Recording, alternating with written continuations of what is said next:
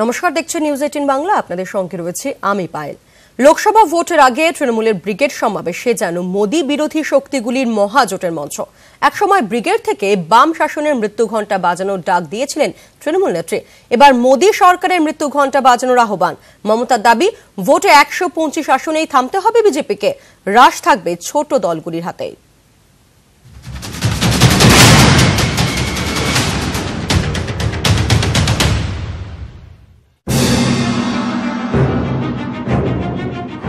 BJP, তুমি তো কোটি কোটি টাকা নিয়েছো ডিমনিটাইজেশনের নামে।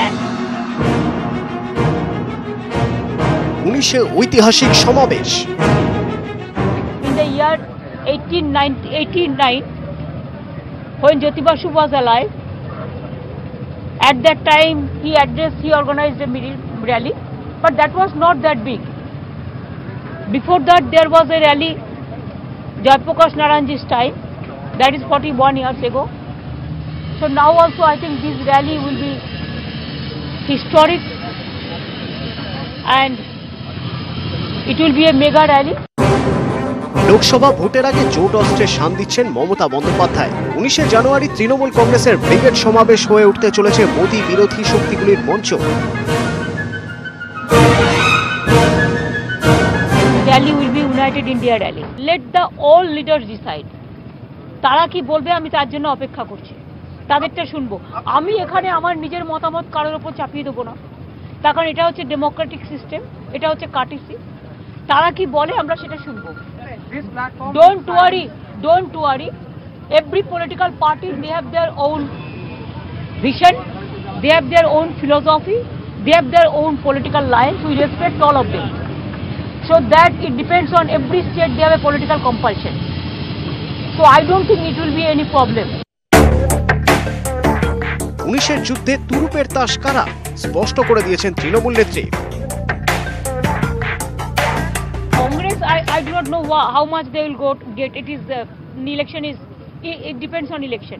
But BJP they will I don't think they will get more than 125. Even if they get 125, it is enough. But federal party, the state party, they will be the decision making factor this time. ব্রিগেডের সমাবেশে ক্রমশই দীর্ঘ হচ্ছে জাতীয় স্তরে নেতাদের তালিকা। এবার মায়াবতীর নির্দেশে সমাবেশে যোগ দিচ্ছেন বিএসপি নেতা সতীশ মিশ্রা, থাকছেন রাষ্ট্রীয় লোকদলের নেতা জয়ন্ত চৌধুরী, আরজেডি নেতা তেজস্বী যাদব, ডিএমকে নেতা স্ট্যালিন, গুজরাতের হার্দিক পটেল ও জিগ্নেশ মেওয়ানি, অসমের নেতা বদরুদ্দিন আজমল। 19 ব্রিগেডের তারকার হাট। থাকছেন প্রাক্তন প্রধানমন্ত্রী এইচডি দেবেগৌড়া, থাকছেন 4 বর্তমান মুখ্যমন্ত্রী মমতা বন্দ্যোপাধ্যায়, দিল্লির অরবিন্দ কেজরিওয়াল, কর্ণাটকের কুমারস্বামী, অন্ধ্রপ্রদেশের চন্দ্রবাবু নাইডু, থাকছেন 6 প্রাক্তন মুখ্যমন্ত্রী, জম্মু কাশ্মীরের ফারুক আবদুল্লাহ, তার ছেলে ওমর আবদুল্লাহ, মহারাষ্ট্রের শরদ পাওয়ার, উত্তরপ্রদেশের অখিলেশ যাদব, ঝাড়খণ্ডের বাবুলাল মারান্ডি, অরুণাচল প্রদেশের গেগং আপাং। এছাড়াও থাকছেন বেশ কয়েকজন প্রাক্তন কেন্দ্রীয় মন্ত্রী, বাজপেয়ী জমানার কেন্দ্রীয় মন্ত্রী অরুণ শৌরি, প্রাক্তন কেন্দ্রীয় মন্ত্রী শত্রুঘ্ন সিনহা, প্রাক্তন কেন্দ্রীয় মন্ত্রী যশবন্ত সিনহা, প্রাক্তন কেন্দ্রীয় মন্ত্রী তথা সোনিয়া রাহুলের প্রতিনিধি মল্লিকার্জুন খার্গে। একসঙ্গে এতজন ভিভিআইপি, কেউ জেড প্লাস ক্যাটেগরির নিরাপত্তা পান। নিরাপত্তার জন্য থাকছে ত্রিস্তরীয় বলয়। প্রতিনিধিদের স্বাগত জানাতে বিমানবন্দর থেকে বাইপাস পর্যন্ত সাজানো হবে নানান কাটআউটে। নিউজ 18 বাংলা। বাংলা যদি সিপিএম কে মুক্ত করতে পারেন, ভারতবর্ষ পারবেন না ওই দাঙ্গাবাজদের হাত থেকে মুক্ত করতে। শনিবার ব্রিগেড, সেদিন ভোর 4টে থেকেই পথে নামবে ট্রাফিক পুলিশ। 7টার মধ্যে রাস্তায় নেমে পড়বেন অতিরিক্ত প্রায় 10,000 পুলিশ কর্মী। কলকাতা জুড়ে সেদিন কড়া নিরাপত্তা।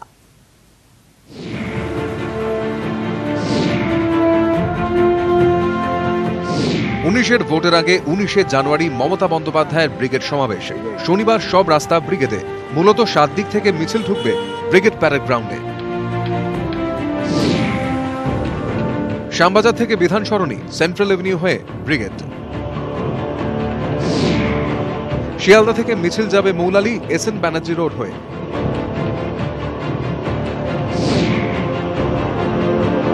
হাওড়া থেকে রেবন রোড, টি বোর্ড, আর এভিনিউ হয়ে ব্রিগেডে। হাজরা থেকে ATM road, Jawaharlal Nehru road হয়ে মিছিল এগোবে ব্রিগেডের দিকে। খিদিরপুর থেকে হেস্টিংস হয়ে ব্রিগেড ময়দান।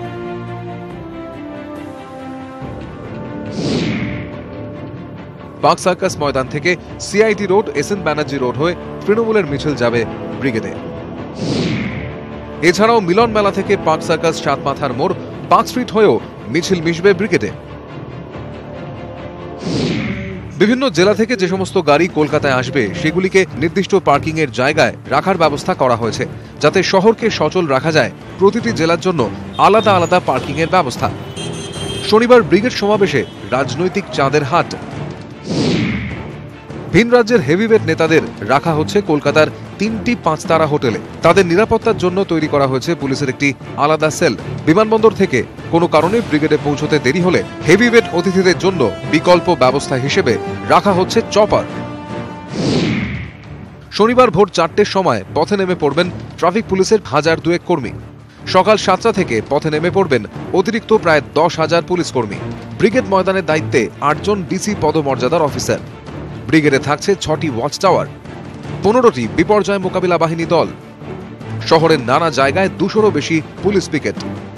গুরুত্বপূর্ণ মোড়ে পুলিশের হেল্প ডেস্ক। ব্রিগেড সংলগ্ন সমস্ত বহুতল থেকে চালানো হবে নজরদারি। শুধুমাত্র বাইপাস সচল রাখতে সেখানকার নিরাপত্তার দায়িত্বে 2 জন ডিসি পদমর্যাদার অফিসার।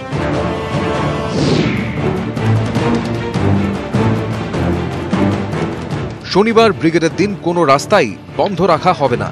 যে রাস্তা দিয়ে মিছিল যাবে সেই রাস্তা দিয়েও যাতে যান চলাচল করতে পারে সেই চেষ্টাই করবে পুলিশ। সুজয় পাল, নিউজ 18 বাংলা।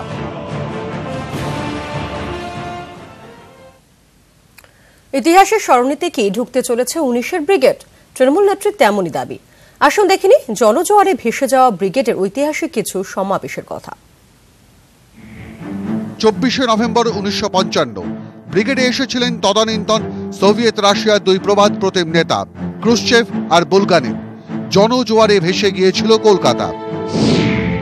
6ই ফেব্রুয়ারি 1972 পাকিস্তানের হাত থেকে বাংলাদেশকে স্বাধীন করার পরে কলকাতায় এসে ব্রিগেড সমাবেশ করেছিলেন বঙ্গবন্ধু মুজিবুর রহমান। সঙ্গে ছিলেন দেশের তদানীন্তন প্রধানমন্ত্রী ইন্দিরা গান্ধী। 26শে জুন 1977 রাজ্যে ক্ষমতায় আসার পর ব্রিগেডে বামফ্রন্টের জনসভা। প্রধান বক্তা জ্যোতি বসু। 14ই জানুয়ারি 1984 দেশে অকংগ্রেসি সরকার গঠনের লক্ষ্যে ব্রিগেডে কনক্লেভ হয়েছিল। জ্যোতি বসু ছাড়াও ওই সমাবেশে ছিলেন ভিপি সিং, ফারুক আবদুল্লাহরা। 25শে নভেম্বর 1992 ব্রিগেডে বিশাল সমাবেশ থেকে বামফ্রন্ট সরকারের মৃত্যু ঘণ্টা বাজিয়েছিলেন তৎকালীন যুব কংগ্রেস সভাপতি মমতা বন্দ্যোপাধ্যায়। 29শে নভেম্বর 1992 মমতার ব্রিগেড সমাবেশের 4 দিনের মাথায় বামফ্রন্টের সমাবেশেও মানুষের ভিড় উপচে পড়েছিল ব্রিগেডে। কাদের ভিড় বেশি ছিল তা নিয়ে তর্ক এখনো চলে দুপক্ষে।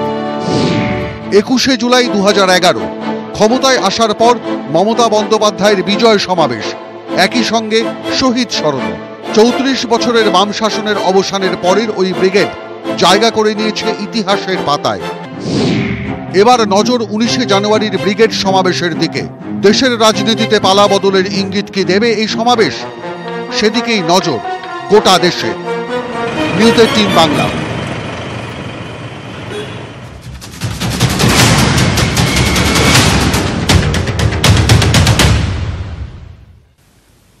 রথ নিয়ে মুখ পুড়েছে, অসুস্থ হয়ে হাসপাতালে ভর্তি অমিত শাহ।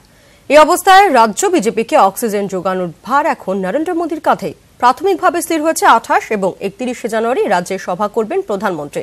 8ই ফেব্রুয়ারি বিজেপির ব্রিগেডেও মুখ সেই নরেন্দ্র মোদী। রাজ্য বিজেপিকে চাঙ্গা করার ভার এখন নরেন্দ্র মোদীর কাঁধে। অসুস্থ অমিত শাহের সভা ঘিরে অনিশ্চয়তার মধ্যেই মোদীর সভার দিনক্ষণ চূড়ান্ত হল। ফেব্রুয়ারি ব্রিগেডের আগে জানুয়ারিতেই রাজ্যে আসছেন প্রধানমন্ত্রী।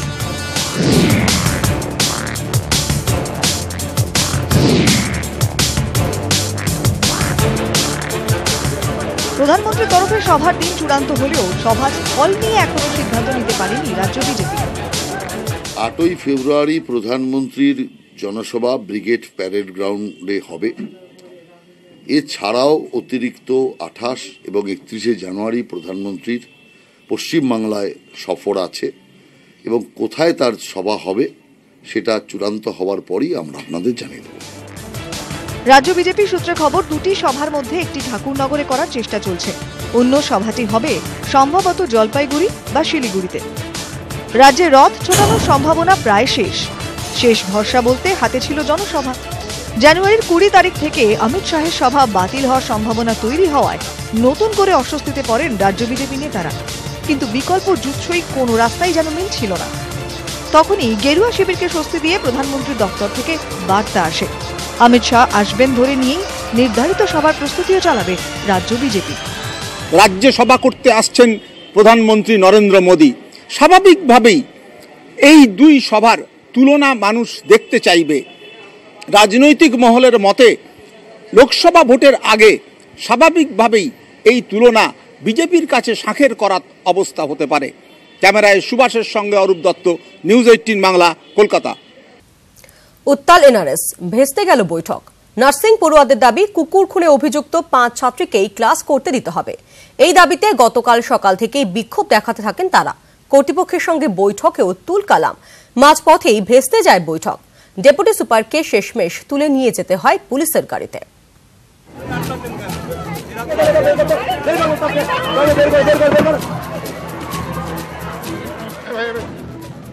এনআরএসে তুলকালাম।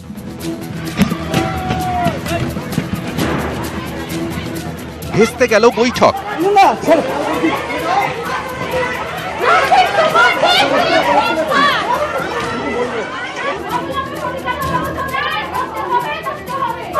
অবিলম্বে এনআরএস হাসপাতালকে কুকুরমুক্ত করতে হবে, এই দাবিতে বুধবার হস্টেলে বিক্ষোভ দেখান নার্সিংয়ের পড়ুয়ারা। বৃহস্পতিবার সকাল থেকে অবশ্য তাদের সুর পাল্টে যায়। দাবি তোলেন, কুকুর খুনে 5 অভিযুক্তকেই ক্লাস করতে দিতে হবে।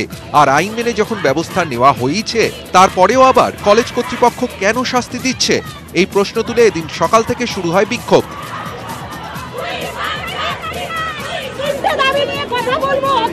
বেলা গড়াতে নার্সিংয়ের পড়ুয়ারা মিছিল করে ঢোকেন একাডেমিক বিল্ডিং এর পাশে আলোচনা কক্ষে।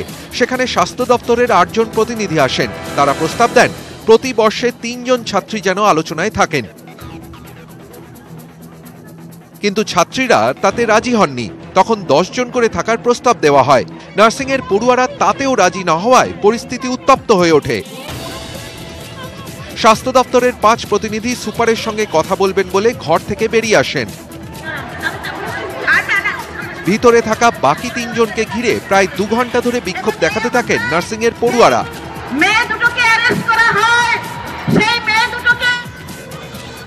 বিকেল 4:30 নাগাদ এনআরএস মেডিকেল কলেজ হাসপাতালের super, deputy super, nursing super এবং প্রিন্সিপাল ছাত্রীদের সঙ্গে আলোচনা শুরু করেন। এই বৈঠকও চলে ঘণ্টা দেড়েক। শেষ পর্যন্ত হাসপাতাল কর্তৃপক্ষ জানায়, যে 2 জন গ্রেফতার হয়েছেন তারা কলেজে ঢুকতে পারবেন না। বাকি 3 জন আপাতত ক্লাস করতে পারবেন। কিন্তু বিক্ষোভকারীরা এতে সন্তুষ্ট হননি। আমরা মনে করি এবং এখন আমরা দাবি করছি যে তারা এডুকেশন যে ফান্ডামেন্টাল রাইট, এই এডুকেশন ফান্ডামেন্টাল রাইট তারা বজায় রাখবেন। তারা 5 জন ছাত্রীকেই তারা ক্লাস করতে দেবেন। পড়ুয়ারা অভিযুক্ত যারা যে 2 জন জামিনের অপেক্ষায় রয়েছে, তাদের তো অলরেডি এই মুহূর্তে ক্লাস করার কোনো প্রশ্নই নেই। বাকিরা যারা আছে তারা ক্লাস করছে, কাউকে তো ক্লাস করতে মানা করা নেই বাকিদেরকে।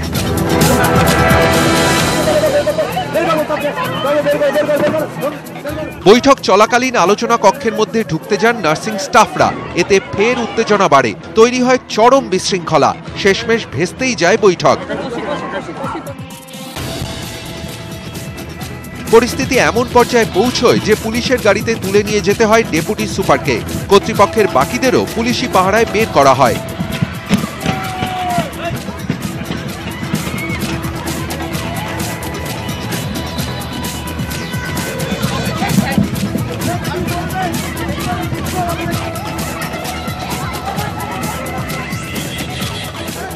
এদিকে কুকুর খুনের তদন্ত এদিন ধাক্কা খায়। আলিপুর ওমেন জেলে টিআই প্যারেডের কথা থাকলেও প্রত্যক্ষদর্শীরা যেতে রাজি হননি। নতুন করে টিআই প্যারেডের জন্য ফের আদালতের অনুমতির প্রয়োজন। ক্যামেরায় অসিত দাসের সঙ্গে বিশ্বজিৎ সাহা এবং শঙ্কু সাঁতরা, নিউজ 18 বাংলা।